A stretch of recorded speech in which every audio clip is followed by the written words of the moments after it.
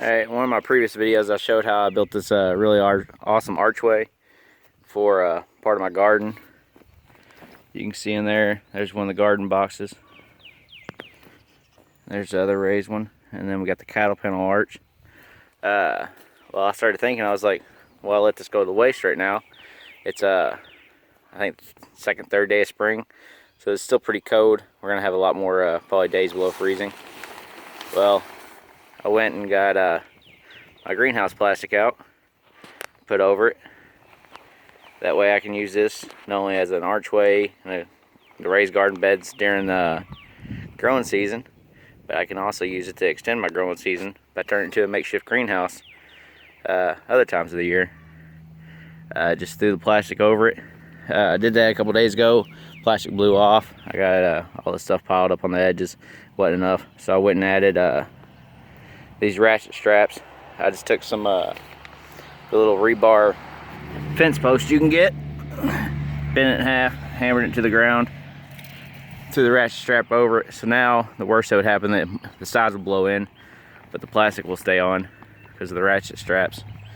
The door, I just let it lay on the ground. I got this big board here that I'll lay across it. I'm gonna put a couple of cinder blocks on top of that. But when I'm working on it, I can take it, open it up, use it to prop the entrance open. If it's a warm enough day outside to do such. If it's not, then you can let it back down. But now inside of here I have a, let's see, about 8 feet long. I think this is 12 feet wide greenhouse. And it's out of something that I already had for the garden. Oh, and then of course everybody uses the little foam noodles on the edges to keep your greenhouse plastic from ripping. These are, I went to get the foam noodles, but of course it's not summertime, so I didn't think they'd have them. So I went for pipe insulators. They were $1 for a 6-foot section.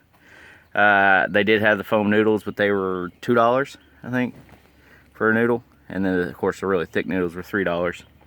So that was definitely the better deal there.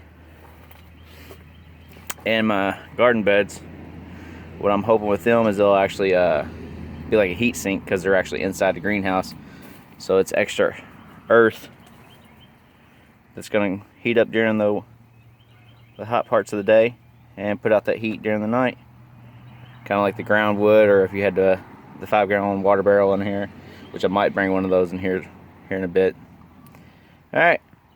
Let me know what you think.